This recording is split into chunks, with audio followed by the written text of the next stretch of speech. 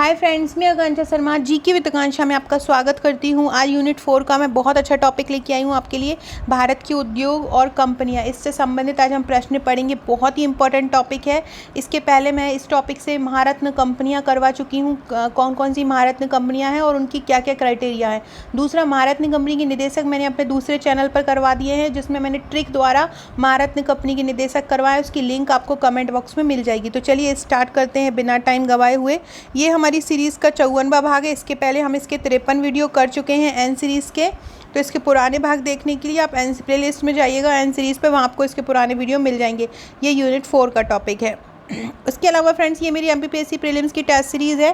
पहले ये 999 की सॉफ्ट कॉपी थी, लेकिन अभी आप लोगों की भारी मांग को देखते हुए कि आप लोगों को इतना अफोर्ड नहीं कर पा रहे हैं, 999 रुपये, समय कम बचा है, इसलिए हमने इसकी रेट जो है बिल्कुल 50% डिस्काउंट कर दिया। अब आपको टेस्ट सीरीज़ केवल 499 में मिल रही है। 5000 प्रश्नों का कलेक्शन, हर यूनिट से करीब 400-500 प्रश्न हर यूनिट से आपको मिल रहे हैं। ऑब्जेक्टिव प्रैक्टिस करने के लिए आप इसकी कॉपी, आप इसको लेके आप इसकी 100-150 रुपये में फ़ोटोकॉपी करा कर और अपने घर पर बैठकर आप इसकी प्रैक्टिस कर सकते हैं। तो इसको ज़रूर लीजिएगा। तो चलिए स्टार्ट करते हैं। पहला क्वेश्चन है, पहली औद्योगिक क्रांति किस देश में स्टार्ट हुई थी? जर्मनी, फ्रांस, अमेरिका या ग्रेट ब्रिटेन? पहली औद्योगिक क्रांति किस देश में स्टार्ट हुई थी? ग्रेट ब्रिटेन में हुई थी। पहली औद्योगिक क्रांति किस में स्टार्ट हुई थी? ग्रेट ब्रिटेन में पहली औद्योगिक क्रांति स्टार्ट हुई थी। फ्रेंड्स, अगर कोई ऑप्शन गलत हो जाता है क्वेश्चन में, तो मैं उसका आंसर आपको एक बार वीडियो को टैली करके कमेंट बॉक्स में सही करवा देती हूँ। तो आप वीडियो को देख के एक बार कमेंट बॉक्स में चेक कर लीजिएगा। जो कोई भी ऑप्शन अगर गलत हो जाता है जल्दी जल्दी में बोलने में, तो वहाँ आपको सही आंसर मिल जाएगा। दूसरा है, स्वाधीन भारत की प्रथम औद्योगिक नीति कब घोषित की गई थी? स्वाधीन भारत की पहली औद्योगिक नीति तो कब घोषित की गई थी? स्वाधीन मतलब स्वतंत्र भारत की, तो ये घोषित की गई थी 1948 में। स्वतंत्र भारत की या स्वाधीन भारत की पहली औद्योगिक नीति कब घोषित की गई? 1948 में। भारत में उदार औद्योगिक नीति किस वर्ष अपनाई गई थी? तो भारत में उदार औद्योगिक नीति किस वर्ष अपनाई गई थी? 1991 में। भारत में उदार औद्योगिक नीति कब अपनाई गई? 1991 में अपनाई गई। वह कौन सा औद्योगिक वर्ष था जिसमें सार्वजनिक उद्यमों में विनिवेश आरंभ हुआ? वह कौन सा वित्तीय वर्ष था जिसमें सार्वजनिक उद्यमों में विनिवेश आरंभ हुआ? तो वो कौन सा वर्ष था? 1991-92। 1991-92 वो पहला वित्तीय वर्ष था जहाँ पर सार्वजनिक उद्यमों में विनिवेश आरंभ हुआ। भारतीय औद्योगिक वित्त निगम की स्थापना कब हुई? याद रखिएगा, वेरी इंपॉर्टेंट क्वेश्चन है। भारतीय औद्योगिक वित्त निगम की स्थापना कब हुई? भारतीय औद्योगिक वित्त निगम की स्थापना कब हुई? भारतीय औद्योगिक वित्त निगम की स्थापना कब हुई? 1948 में। भारतीय औद्योगिक वित्त निगम की स्थापना कब हुई? 1948 में हुई। भारत का औद्योगिक वित्त निगम किस रूप में काम करता है? भारत का जो औद्योगिक वित्त निगम है, जिसकी स्थापना 1948 में हुई, यह एक औद्योगिक बैंक के रूप में काम करता है। औद्योगिक वित्त निगम किस रूप में काम करता है? औद्योगिक बैंक के रूप में। राउरकेला इस्पात संयंत्र की स्थापना किसके सहयोग से हुई थी? राउरकेला इस्पात संयंत्र की स्थापना हुई थी जर्मनी के सहयोग से। राउरकेला इस्पात संयंत्र की स्थापना किसके सहयोग से हुई थी? जर्मनी के सहयोग से हुई थी। भिलाई संयंत्र किसकी मदद से स्थापित हुआ था? भिलाई संयंत्र किसकी मदद से स्थापित किया गया था? जो भिलाई संयंत्र है वो रूस की मदद से स्थापित किया था। भिलाई संयंत्र किसकी मदद से स्थापित किया? रूस की मदद से भिलाई इस्पात संयंत्र स्थापित हुआ।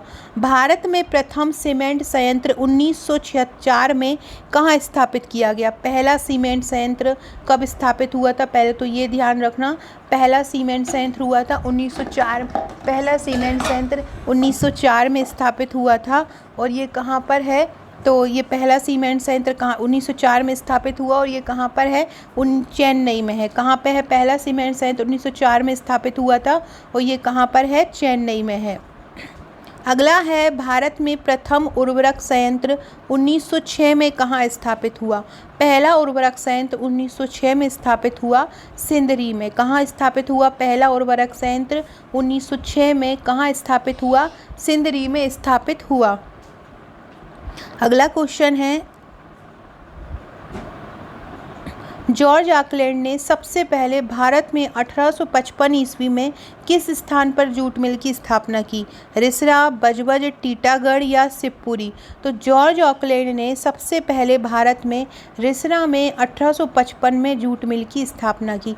कहाँ पे की? रिसरा में सबसे पहले जूट मिल की स्थापना की 1855 में जॉर्ज ऑकलैंड में। बिहार में पहली चीनी मिल कहाँ स्थापित हुई थी? बिहार में पहली चीनी मिल स्थापित हुई थी मरहोरा में। बिहार में पहली चीनी मिल कहाँ स्थापित हुई थी?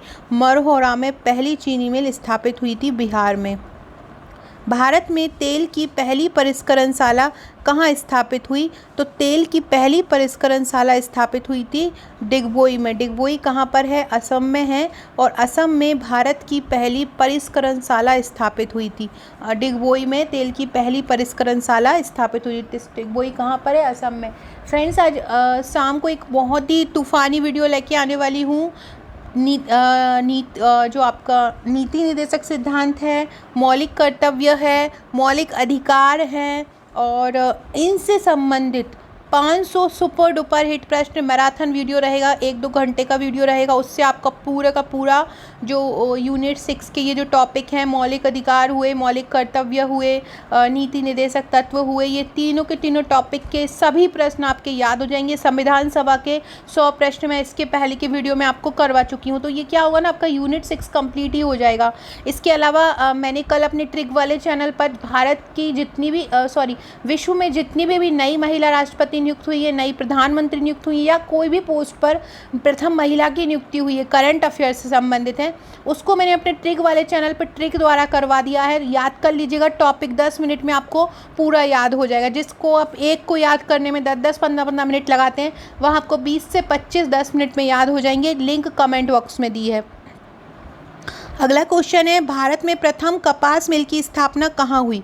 सूती वस्त्र उद्योग कपास मिल को बोलते हैं। मुंबई, अहमदाबाद, बड़ौदा, कोलकाता। तो भारत में प्रथम कपास मिल की स्थापना कहाँ हुई थी? तो भारत में प्रथम कपास मिल की स्थापना हुई थी कोलकाता में। भारत में पहले कपास मिल की स्थापना कहाँ हुई थी? कोलकाता में हुई थी। अगला है, भारत में ब्रिटिश शासन के दौरान निम्नलिखित उद्योगों में से कौन से सबसे पहले स्थापित हुए थे ब्रिटिश शासन के दौरान? तो सबसे पहले स्थापित हुआ था सूती वस्त्र उद्योग और पटसन उद्योग। ब्रिटिश शासन काल के दौरान सबसे पहले कौन से उद्योग स्थापित हुए थे? तो सूती वस्त्र उद्योग और पटसन उद्योग सबसे पहले स्थापित हुए थे। 1818 में पहली सूती वस्त्र कारखाना कहाँ स्थापित हुआ था? तो पश्चिम बंगाल के फोर्ट ग्लास्टर में हुआ था। 1818 में पहला सूती वस्त्र कारखाना। निम्नलिखित में से कौन सा स्टील संयंत्र भारत में 1965 में जर्मनी के सहयोग से शुरू हुआ था? अभी हमने पढ़ा था कि राउरकेला जर्मनी के सहयोग से स्थापित हुआ था। तो याद रखिएगा, 1956 में ये स्टार्ट हुआ था। कब हुआ था? 1956 में ये स्टार्ट हुआ था। अगला है, औद्योगिक वित्त उपलब्ध कराने वाली निम्नलिखित संस्थाओं में सबसे पहले किसकी स्थापना की गई थी? देखो फ्रेंड्स, आपको है ना ये चारों की ही मतलब याद कर लेना है। और IFCI है, उसकी स्थापना 1948 में हुई थी, अंतर्राष्ट्रीय औद्योगिक भारतीय औद्योगिक विकास निगम, और 1948 में स्थापित हुई। इनमें से सबसे पहले इसी की स्थापना हुई थी। इलेक्ट्रिक लोकोमोटिव का निर्माण कहाँ किया जाता है? जमशेदपुर, वाराणसी, चित्तरंजन, गोरखपुर। तो इलेक्ट्रिक लोकोमोटिव का निर्माण होता है चित्तरंजन में। इलेक्ट्रिक लोकोमोटिव का निर्माण कहाँ होता है? याद रखिएगा, चित्तरंजन में होता है इलेक्ट्रिक लोकोमोटिव का निर्माण। बिहार में तेल शोधक कारखाना कहाँ है? बिहार में तेल, ये देखो सिंहभूमि तो नहीं है, झारखंड में है, रुद्रसागर में भी नहीं है, बरौनी में। बिहार में तेल शोधक कारखाना कहाँ है? बरौनी में। कौन सा प्रमुख उद्योग मुरी में स्थित है? मुरी में कौन सा उद्योग इनमें से स्थित है? एल्यूमिनियम, तांबा, इस्पात या रसायन? तो एल्यूमिनियम उद्योग मुरी में स्थित है। कौन सा उद्योग? एल्यूमिनियम उद्योग मुरी में स्थित है। अगला क्वेश्चन है, तातीपाका तेल शोधनशाला कहाँ पर है? तातीपाका तेल शोधनशाला आंध्र प्रदेश में है। कौन सी? तातीपाका तेल शोधनशाला आंध्र प्रदेश में है। तातीपाका तेल शोधनशाला कहाँ पर है? आंध्र प्रदेश में है तातीपाका तेल शोधनशाला। अगला है सबसे बड़ा तेल शोधक कारखाना कहाँ पाया जाता है। सबसे बड़ा तेल शोधक कारखाना इनमें से कहाँ पर है? जामनगर में है। कहाँ पर है सबसे बड़ा तेल शोधक कारखाना? जामनगर में है। फ्रेंड, डिस्क्रिप्शन बॉक्स में आपको हमारे WhatsApp, Telegram, Facebook, Twitter, Insta की लिंक मिल जाएगी, वहाँ पर ज्वाइन हो जाइएगा। इसके अलावा फ्रेंड्स, अगर आपका नंबर मेरे पास सेव नहीं हो तो मुझे सेव करवा दीजिए।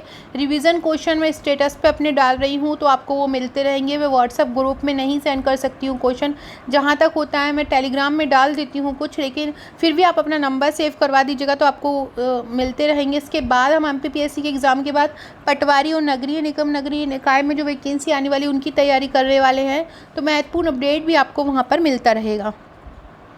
अगला क्वेश्चन है, निम्नलिखित राज्य समूह में वह कौन सा है जहां यात्री रेल डिब्बों का बड़ी मात्रा में निर्माण होता है? पंजाब, तमिलनाडु, उड़ीसा, पश्चिम बंगाल, तमिलनाडु, पश्चिम बंगाल या पश्चिम बंगाल और पंजाब? तो पंजाब और तमिलनाडु पंजाब और तमिलनाडु में सबसे ज़्यादा रेल डिब्बों का निर्माण होता है। कहाँ पर? पंजाब और तमिलनाडु में। अगला क्वेश्चन है, उत्तर प्रदेश में दिया सलाई उद्योग कहाँ पर है? उत्तर प्रदेश में दिया सलाई उद्योग है बरेली में। कहाँ है उत्तर प्रदेश में दिया सलाई उद्योग? तो दिया सलाई उद्योग है बरेली में। उत्तर प्रदेश में तेल शोधक कारखाना कहाँ पर स्थित है? उत्तर प्रदेश में तेल शोधक कारखाने की बात करें तो मथुरा में बहुत बड़ी तेल रिफाइनरी है। तो उत्तर प्रदेश में कहाँ पर है तेल शोधक कारखाना? मथुरा में। पेट्रो रसायन के उत्पाद का सबसे बड़ा केंद्र कहाँ पर स्थित है? पेट्रो रसायन के जो उत्पाद हैं, अंकलेश्वर, नूनामाटी, ट्राम्बे या जामनगर? तो पेट्रो रसायन के सबसे बड़े उत्पाद का सबसे बड़ा केंद्र है जामनगर में। जामनगर पेट्रो रसायन उत्पाद का सबसे बड़ा केंद्र है। कौन सा? जामनगर। अगला है, निम्नलिखित में से कौन सा केंद्र उर्वरक के साथ इस्पात उद्योग के लिए भी जाना जाता है? उर्वरक के लिए भी और इस्पात उद्योग के लिए? गोरखपुर, नवेली, राउरकेला, नाहरकटिया? तो राउरकेला में इस्पात उद्योग भी है और उर्वरक का भी उद्योग है। तो राउरकेला है, यहाँ पे जर्मनी के सहयोग से बना है इस्पात संयंत्र और 1956 में बना है, और ये उर्वरक के साथ इस्पात उद्योग के लिए भी जाना जाता है। अगला क्वेश्चन है, भारत में मिल निर्मित कपड़े का सर्वाधिक उत्पादन कहाँ से होता है? जो मिल से कपड़े बनते हैं, उद्योग से कपड़े बनते हैं, उनमें सबसे ज़्यादा कहाँ से होता है? तो गुजरात से होता है मिल निर्मित कपड़े का सर्वाधिक उत्पादन। अगला क्वेश्चन है, हिंदुस्तान जिंक लिमिटेड का मुख्यालय कहाँ पर है? हिंदुस्तान जिंक लिमिटेड का मुख्यालय है उदयपुर में। हिंदुस्तान जिंक लिमिटेड का मुख्यालय कहाँ है? हिंदुस्तान जिंक लिमिटेड का मुख्यालय है उदयपुर में। कहाँ पर है? उदयपुर में हिंदुस्तान जिंक लिमिटेड का मुख्यालय है। तट आधारित इस्पात संयंत्र कहाँ पर है? तट आधारित इस्पात संयंत्र है विशाखापट्टनम। तट आधारित इस्पात संयंत्र कहाँ स्थित है? विशाखापट्टनम में है। कहाँ पर है? विशाखापट्टनम में। फ्रेंड्स, आंध्र प्रदेश की 3 राजधानियाँ, हमारे भारत का एक पहला ऐसा राज्य जहाँ की इसकी 3 राजधानी है। तो आंध्र प्रदेश की जो कार्यपालिका राजधानी है वो विशाखापट्टनम ही है। कार्यपालिका जो राजधानी है वो कौन सी है? विशाखापट्टनम ही है। अगला है, झारखंड में आयरन और स्टील संयंत्र कहाँ पर है? बोकारो में। कहाँ पर है? बोकारो स्टील संयंत्र आपने सुना होगा। तो झारखंड में बोकारो में आयरन और स्टील संयंत्र है। कहाँ पर है? झारखंड में बोकारो में आयरन और स्टील संयंत्र है। पोत निर्माण यार्ड मझगांव डाक कहाँ पर स्थित है? मझगांव डाक कहाँ स्थित है? तो पोत निर्माण यार्ड मझगांव डाक है मुंबई में। कहाँ पे? पोत निर्माण यार्ड मझगांव डाक कहाँ पर है? ये मुंबई में है। शर्करा फैक्ट्रियों की अधिकतम संख्या कहाँ पर है? मतलब शक्कर फैक्ट्रियों की। तो उत्तर प्रदेश में सबसे ज़्यादा है, गन्ना भी यहीं पर होता है, तो यहीं पर शक्कर की जो फैक्ट्री हैं वो सबसे ज़्यादा हैं। कहाँ पर? उत्तर प्रदेश में। भारत में रेल के डिब्बे कहाँ बनाए जाते हैं? भारत में रेल के डिब्बे बनाए जाते हैं कपूरथला और पेरम्बूर में। कहाँ बनाए जाते हैं रेल के डिब्बे? कपूरथला और पेरम्बूर में बनाए जाते हैं। पेनिसिलिन के निर्माण का प्रमुख केंद्र कहाँ है? पेनिसिलिन के निर्माण का प्रमुख केंद्र कहाँ है? तो ये है पिंपरी। कहाँ पर है? पिंपरी में। पेनिसिलिन के निर्माण का प्रमुख केंद्र कहाँ पर है? तो पेनिसिलिन के निर्माण का प्रमुख केंद्र है पिंपरी में। कहाँ है? पिंपरी में। हिंदुस्तान मशीन टूल्स का उद्योग किस शहर में है? Hindustan machine tools, Hindustan machinery के टूल्स जहाँ पर बनाए जाते हैं तो वो किस शहर में है? तो हिंदुस्तान मशीन टूल्स उद्योग जो है बेंगलुरु में है। बेंगलुरु की किसकी कैपिटल है? बेंगलुरु कर्नाटक की कैपिटल है। हिंदुस्तान मशीन टूल्स उद्योग यहीं पर है। उर्वरक कॉम्प्लेक्स पारादीप फॉस्फेट्स लिमिटेड निम्नलिखित में से किस राज्य में है? देखो, पारादीप का नाम आपने कहाँ से सुना है? बंदरगाह में सुना है, उड़ीसा में है। तो पारादीप फॉस्फेट लिमिटेड भी कहाँ पर है? उड़ीसा में है। पारादीप फॉस्फेट लिमिटेड कहाँ पर है? उड़ीसा में है और ये उर्वरक कॉम्प्लेक्स है। अगला क्वेश्चन है, राजस्थान में परमाणु विद्युत केंद्र कहाँ पर है? राजस्थान में परमाणु विद्युत केंद्र कहाँ पर है? रावतभाटा में है। राजस्थान में परमाणु विद्युत केंद्र कहाँ पर है? तो राजस्थान में परमाणु विद्युत केंद्र है रावतभाटा में। भारत का सबसे बड़ा सौर शक्ति संयंत्र कहाँ स्थापित है? तो ये अभी इन ऑप्शन में देख रहे हैं। अब तो बहुत सारी चीज़ें बढ़ गई हैं। हमारे मध्य प्रदेश के इंदौर में भी एक जो जैव ईंधन से एक बहुत बड़ा संयंत्र बन रहा है, बायोमास संयंत्र बन रहा है, सबसे बड़ा। मोदी जी ने अभी इनॉग्रेशन किया था। ये इनमें से इन ऑप्शन में से पूछ रहे हैं, तो इनमें से है माधापुर में। अगला है, देश की प्रमुख जीप निर्माता कंपनी महिंद्रा एंड महिंद्रा किस स्थान पर स्थित है? जमशेदपुर, गुड़गांव, पुणे या चेन्नई? तो जो महिंद्रा एंड महिंद्रा है वो किस स्थान पर है? पुणे में। महिंद्रा एंड महिंद्रा कहाँ पर स्थित है? पुणे में स्थित है। मध्य प्रदेश में पीथमपुर को क्यों जाना जाता है? ऑटोमोबाइल के लिए जाना जाता है। ये धार में है। किसके लिए जाना जाता है? ऑटोमोबाइल के लिए जाना जाता है। टिस्को संयंत्र किसके नज़दीक स्थित है? टिस्को संयंत्र नज़दीक है टाटा नगर के। टिस्को संयंत्र किसके नज़दीक है? टाटा नगर के संयंत्र नज़दीक स्थित है। किस राज्य में पेट्रो रसायन उद्योग के लिए आदर्श दशाएं पाई जाती हैं? तो गुजरात में। याद रखिएगा, गुजरात में पेट्रो रसायन उद्योग के लिए बेहतर जो है दशाएं पाई जाती हैं। कहाँ पे? गुजरात में पेट्रो रसायन उद्योग के लिए बेहतर दशाएं पाई जाती हैं। अगला क्वेश्चन है, भारत के निम्नलिखित राज्यों में कौन सा नमक का अग्रणी राज्य है? तो नमक सबसे ज़्यादा पाया जाता है गुजरात में। कहाँ पे पाया जाता है नमक सबसे ज़्यादा? गुजरात में। कैपिटल है इसकी गांधीनगर। और गुजरात की राज्यपाल कौन है? आनंदीबेन पटेल हैं। अगला है, भारत में इस्पात कारखानों का कौन सा समूह स्वतंत्रता के बाद बनाए गए हैं? जो स्वतंत्रता के बाद बने हैं इनमें से कौन से हैं? तो देखो, भिलाई भी बना है स्वतंत्रता के बाद, दुर्गापुर भी ब्रिटेन के सहयोग से बना है, दुर्गापुर। और ये पश्चिम बंगाल में ब्रिटेन के सहयोग से बना है, ये भी स्वतंत्रता के बाद बना है। और राउरकेला भी 1956 में बना है जर्मनी के सहयोग से। तो ये 3 कारखाने हैं जिनका जो स्वतंत्रता के बाद बनाए गए हैं। झारखंड में iron and steel company, Tata iron and steel company, जिसको टिस्को बोला जाता है और सबसे पुरानी कंपनी है ये एल्युमिनियम की, तो स्टील की। तो ये कब स्थापित हुई थी? 1907 में हुई थी। टिस्को की स्थापना कब हुई थी? 1907 में हुई थी। एक शीर्ष संस्था के रूप में लघु उद्योग विकास संगठन की स्थापना कब की गई थी? लघु उद्योग विकास संगठन की स्थापना हुई थी 1954 में। लघु उद्योग विकास संगठन की स्थापना कब हुई थी? तो लघु उद्योग विकास संगठन की स्थापना 1954 में हुई थी। Steel Authority of India SAIL की स्थापना कब हुई थी? सेल जो कि महारत्न कंपनी है, इसकी स्थापना कब हुई थी? सेल की स्थापना हुई थी 1974 में। सेल की स्थापना कब हुई थी? 1974 में। फ्रेंड, वीडियो अच्छी लगे तो प्लीज़ कमेंट ज़रूर कीजिएगा, कमेंट करके मुझे बताइएगा। अगला है, भिलाई, दुर्गापुर, राउरकेला के जो हरित इस्पात संयंत्र है वो किस पंचवर्षीय योजना के दौरान बने थे? तो भिलाई हुआ, दुर्गापुर हुआ। भिलाई जो कि रूस के सहयोग से बना है, दुर्गापुर जो कि ब्रिटेन के सहयोग से बना है, और राउरकेला जो कि जर्मनी के सहयोग से बना है। तो ये किस पंचवर्षीय योजना में बने थे? ये दूसरी पंचवर्षीय योजना में बने थे। 1956-57 में बने थे दूसरी पंचवर्षीय योजना में। अगला है, चितरंजन रेल इंजन कारखाने की स्थापना किस पंचवर्षीय योजना के दौरान की गई थी? चितरंजन, तो चितरंजन जो रेल इंजन कारखाना है उसकी स्थापना की गई थी पहली पंचवर्षीय योजना के दौरान। चितरंजन रेल कारखाने की स्थापना किस पंचवर्षीय योजना के दौरान की गई थी? पहली पंचवर्षीय योजना के। नवरत्न स्टेटस किससे संबंधित है? तो नवरत्न स्टेटस है, जो स्टेटस है वो संबंधित है सार्वजनिक कंपनी से। वर्तमान में 13 नवरत्न कंपनियां हैं, याद रखिएगा। अभी 2021 अक्टूबर में जो पहले ये 14 हुआ करती थी 2021 तक, लेकिन जो PFC है, पावर फाइनेंस कॉरपोरेशन लिमिटेड, उसको जो है नवरत्न कंपनी से महारत्न कंपनी में कर दिया है। लगभग 50% हिस्सा इसमें सरकार का होता है। नवरत्न तो कब किससे संबंधित है? सार्वजनिक कंपनी से। इन्हीं महारत्न और नवरत्न कंपनियाँ कौन सी हैं? मैंने एक वीडियो बना के इसको करवाया है। अगला है, भारत सरकार द्वारा सार्वजनिक क्षेत्र की किन 2 कंपनियों को 1 फरवरी 2013 को महारत्न का दर्जा दिया गया? तो BHEL और GAIL, गेल, BHEL और किसको? गेल को।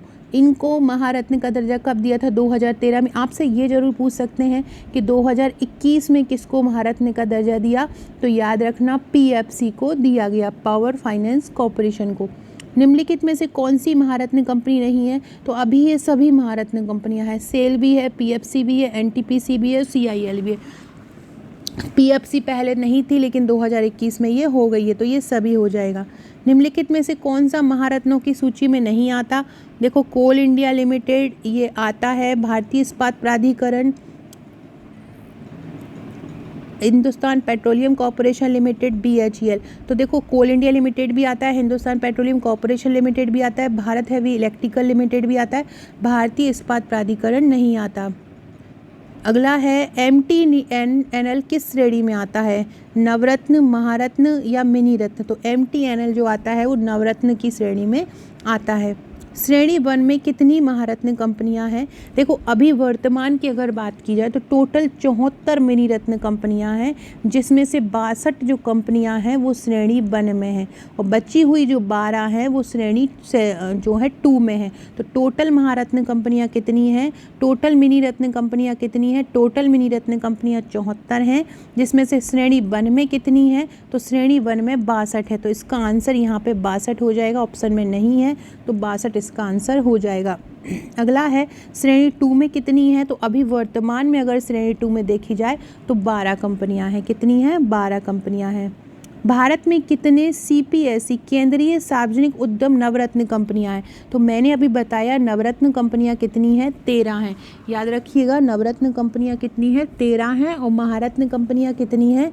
11 हैं। पहले ये 10 और 14 हुआ करती थी। अब क्या है, पहले जो अपन ने नवरत्न कंपनियां 2009 में बनी थी, नवरत्न कंपनियों को जब से मतलब बनी है, फिर जिनका अच्छा टर्नओवर हो जाता है 3 साल में देख करके, तो उनको महारत्न कंपनी का दर्जा दे दिया जाता है। पूरा क्राइटेरिया मैंने अलग से वीडियो बना के बताया है। किस उद्योग को सूर्योदय उद्योग कहा जाता है? तो सूर्योदय उद्योग कहा जाता है सूचना प्रौद्योगिकी उद्योग को। किसको सूर्योदय उद्योग कहा जाता है? सूचना प्रौद्योगिकी उद्योग को सूर्य उद्योग कहा जाता है। तालचेर किसके लिए महत्वपूर्ण है? तालचेर जो महत्वपूर्ण है वो भारी जल संयंत्र के लिए महत्वपूर्ण है। तालचेर किसके लिए महत्वपूर्ण है? भारी जल संयंत्र के लिए। भारत का कौन सा उद्योग बड़ी संख्या में कार्यकर्ता नियुक्त करता है? वस्त्र उद्योग। वस्त्र उद्योग बड़ी संख्या में कार्यकर्ता को नियुक्त करता है, या ये भी आ सकता है बड़ी संख्या में रोजगार देता है। विशेष आर्थिक क्षेत्र की अवधारणा सबसे पहले कहाँ पे शुरू हुई थी? विशेष आर्थिक क्षेत्र, स्पेशल इकोनॉमिक जोन।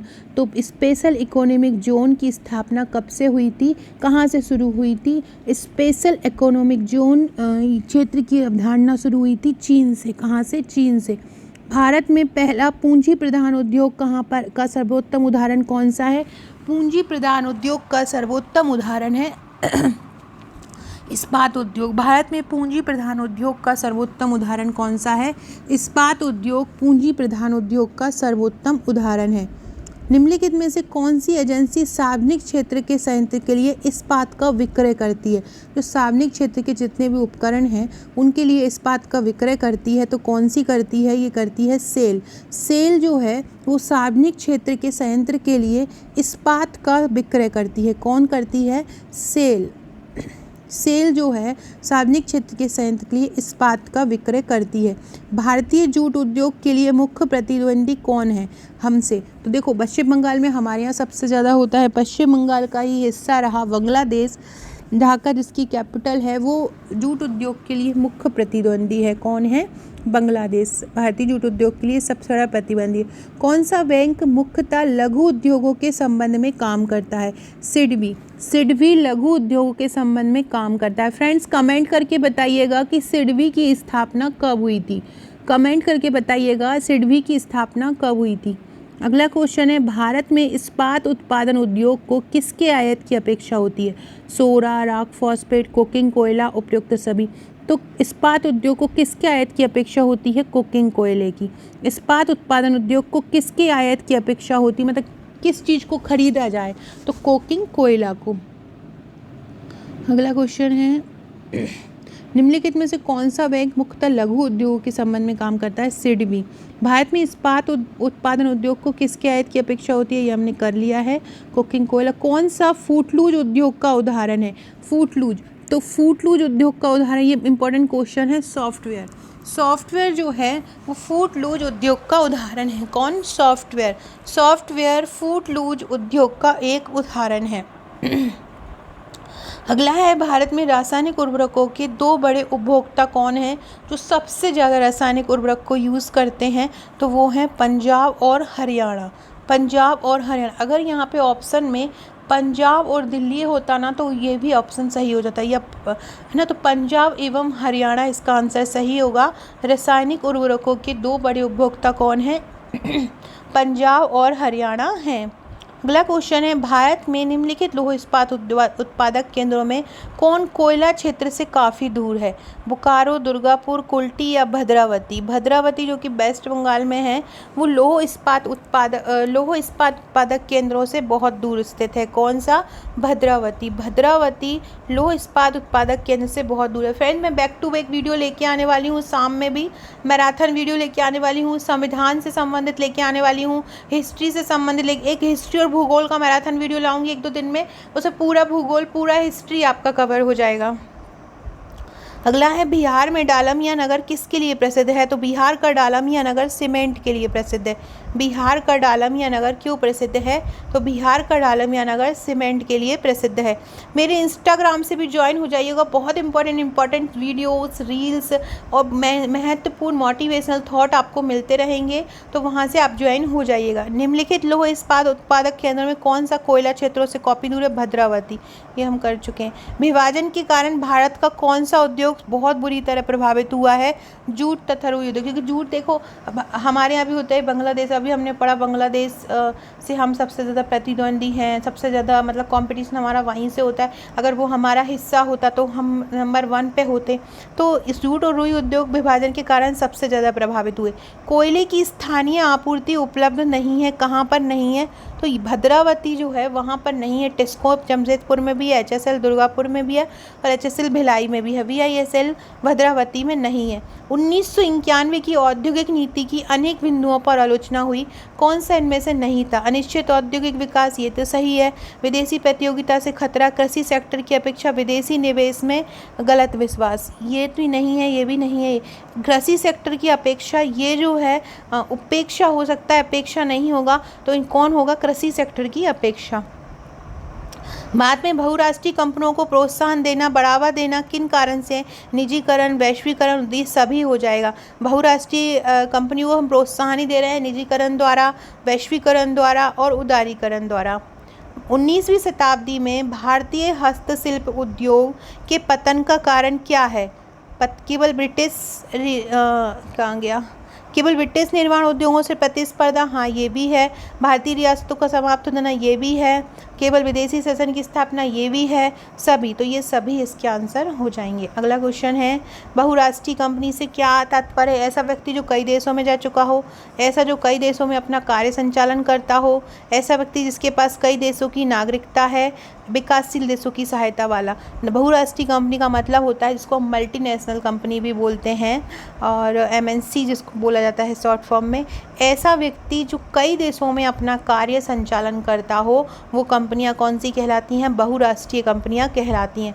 भारत का सबसे महत्वपूर्ण लघु उद्योग कौन सा है? इलेक्ट्रॉनिकी, हथकरघा, सरकरा या इंजीनियरिंग। तो भारत का सबसे महत्वपूर्ण जो लघु उद्योग है वो है हथकरघा उद्योग। कौन सा है? हथकरघा उद्योग। यू। सो फ्रेंड्स, ये थे हमारे आज के उद्योग से संबंधित प्रश्न।